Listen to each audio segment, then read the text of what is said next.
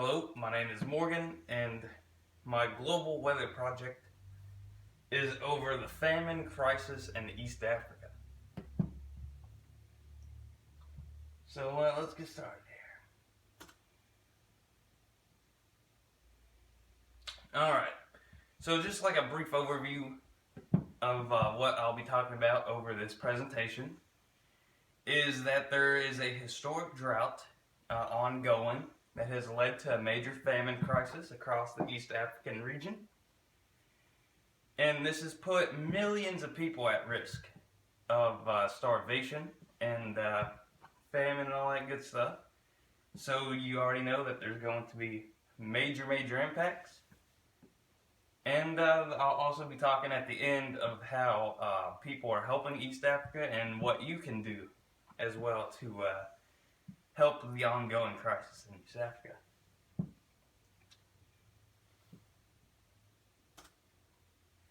So first thing is first, you may be asking, what's a famine? By definition, a famine is a severe shortage of food in a country or region, in our case, East Africa. And it can be caused by numerous things, such as crop failure or overpopulation.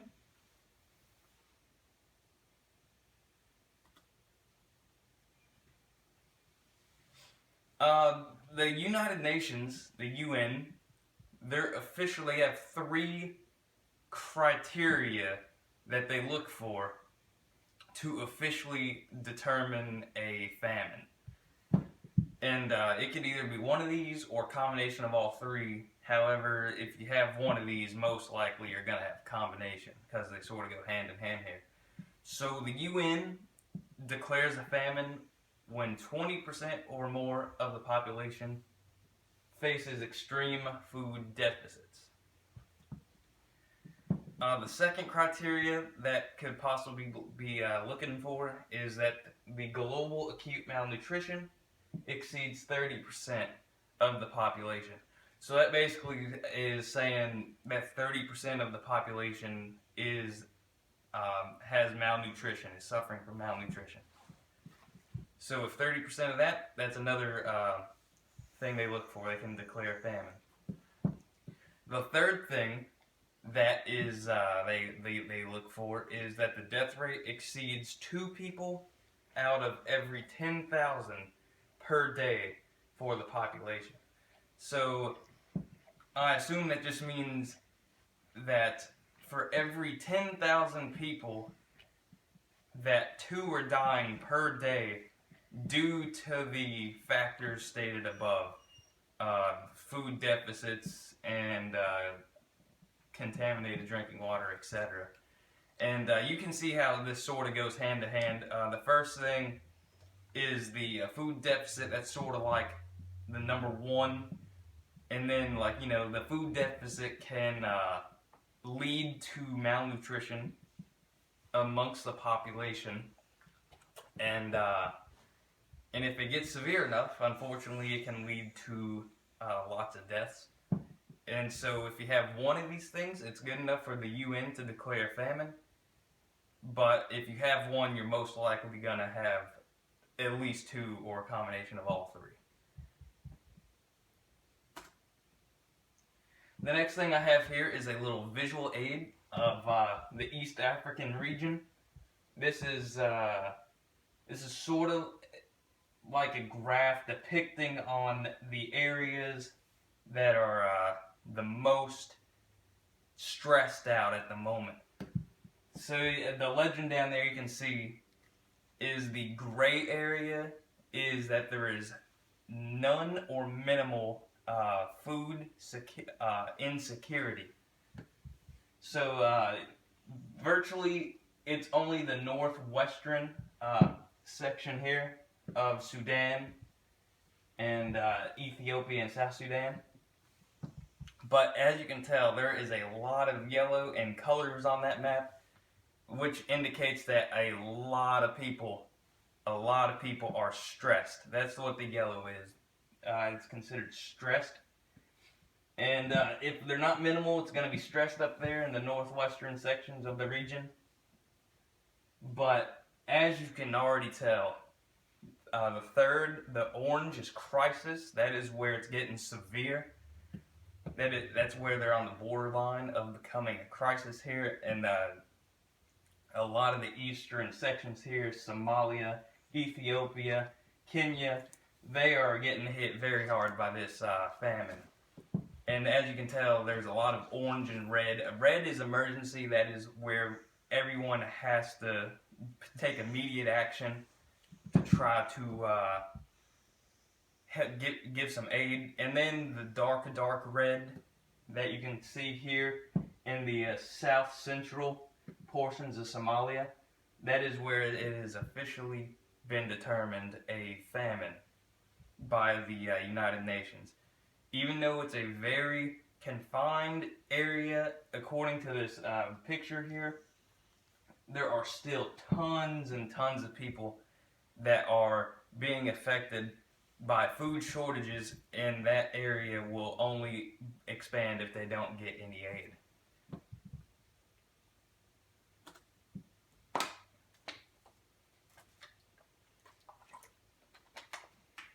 So, we've been talking about famine, what it is.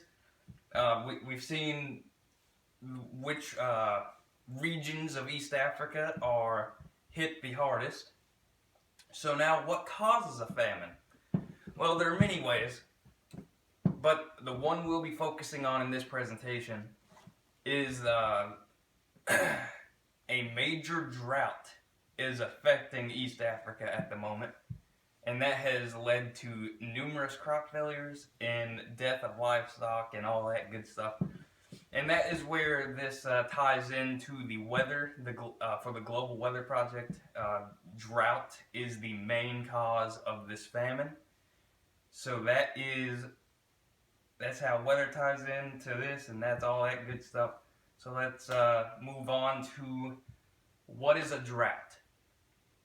Well, the National Weather Service defines a drought as a deficiency in precipitation over an extended period of time, usually a season or longer, resulting in water shortages causing adverse impacts on vegetation, animals, and people.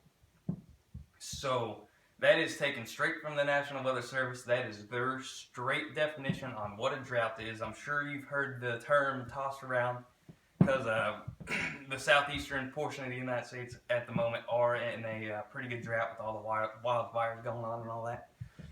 So that is what a drought is.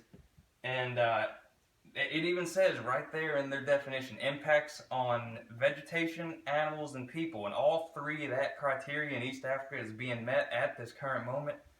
There are crop failures, there are livestock dying, and that has led to food shortages, and people, unfortunately, are also dying in this situation because of this. So, the drought in East Africa. We've been talking about it. So, over the past few years, East Africa has experienced numerous poor rainy seasons, and that has resulted in the driest years since the 1951. And the main reason why they've been in a drought is major strong La Nina conditions, which obviously, if you're familiar with that, it affects the ocean temperatures, and that directly impacts how weather systems affect areas in East Africa. When the strong La Nina is affecting the area, it is gonna lead to a drought. And since there's been numerous years of strong La Nina conditions over the past few years, they have not had much rainfall at all. So that is what has led to this drought. And that, like I said before, can't emphasize enough, it leads to major crop failure and death of livestock. And when you combine those two together, it's going to affect food shortages really big, and that's going to lead to malnutrition and eventually famine across the area. a major statistic that you can see here, that in East Africa, up to 60% of the livestock in some areas have died. That is a major, major, major number. That is 60% less food, protein, all that good stuff for people to consume. So they are really, really hurting in East Africa because of this major drought that has caused a lot of crop failure, and as you can tell, 60% of livestock have perished in some areas. So it is not a good situation. So the main impacts, or some statistics as well. This is the worst drought in the area within the past 60 years. The numerical value that I found for the amount of people being directly affected is over 13 million are in urgent need of food aid. That is a significant number for just one region of Africa. The East region, the Horn, the Eastern Horn, whatever you want to call it. That is a significant amount of people that are in need of urgent, not just they may need food within 6 months. They need food now. It is urgent. And as you saw on the graph earlier, this is just in the word form. There are 6 areas in southern Somalia that are officially declared a famine by the UN, and 750,000 people are currently in danger of dying by the end of the year because of the food shortage. And that goes back to the urgent need of food. These people need food ASAP because they are in danger of dying by the end of the year in the famine declared areas by the UN.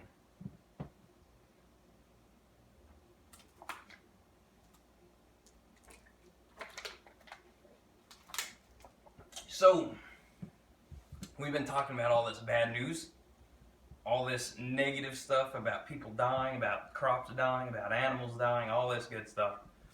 So is there any good news out of all this right now? Is there a light at the end of the tunnel for East Africa?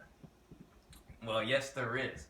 Because the strong La Nina conditions that have plagued the area the past couple years has actually ended, and meteorologists, climatologists, all of them are predicting normal amounts of rainfall to occur throughout the area for this year and the years to come, as long as the strong La Nina stay away. Even though that there is rainfall that will be on the way within time, it is still going to take a long time for East Africa to make a full recovery from this famine, because the crops just don't grow overnight. You can't just raise livestock overnight, and people need food now. So if we all pitch in and all that good stuff, we should be able to help as many people as we can to help them until they can start growing crops and raising livestock themselves and be able to take care of themselves here later down the road. So that brings me to my next topic here. What is being done to help East Africa? Well, this organization called, the acronym that I could find was called the UNICEF, is asking for almost $32 million for relief efforts. And this is not just going to go to food, it's going to go to providing medical care for those in need, because malnutrition is nothing to be messed with. It will help gain access to food and clean drinking water. And the big one here, vaccinations to prevent outbreaks of deadly diseases, because when you are when you're deprived of nutrition, your immune system is going to be weakened and all that stuff.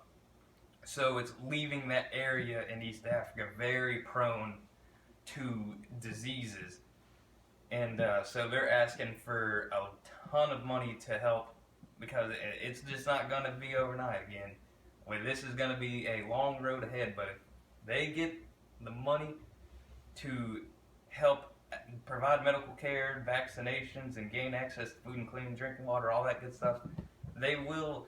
The death toll will start going down, and all that good stuff, and they'll start making a recovery, which is what they desperately need. So, what can you do to help from the good old United States here?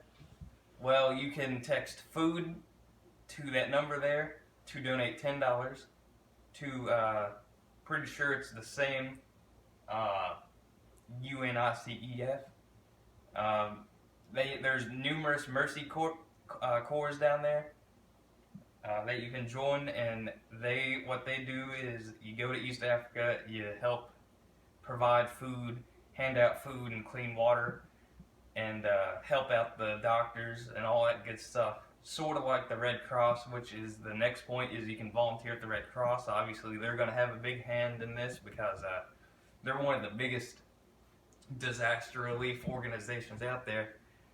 And if you can't do any of those, you can make any donations. You can just a quick Google search of donations to East Africa. It'll take you to numerous websites that have been set up to donate money. Or you can just do like that first point there, text. There's numerous. I saw numerous. I just put the food one because if I put them all, this list would be much longer. There are numerous numbers you can text to donate to numerous organizations. So it's a really serious situation going on in East Africa, and those are just a little bit of ways you can help. All that good stuff there. So look into your heart, and if you want, go ahead and donate some money. So, conclusion here is just to reiterate the points here. Strong La Nina conditions contributed to the biggest drought in 60 years in the East African region. The drought led to major crop failure and death of livestock, like 60% in some areas. And the lack of food and clean water has led to major famine in East Africa, with millions of people being affected. So they need all the help you can get. Just remember that people are starving. And that's gonna wrap up my presentation here over the East African famine crisis. I hope you guys enjoyed, and here are my sources, so I won't be plagiarized, all that good stuff. You can take a look at those if you want and read up more of the fine details on the crisis. And I recommend taking a look at the CNN website, because that article shows all the ways you can help that I did not list in there, because there were just so many. There's been so many ways to help, which is great news for East Africa, because they need all the help they can get. So I hope you guys enjoyed this presentation over the East African famine crisis. I've been Morgan, and take care.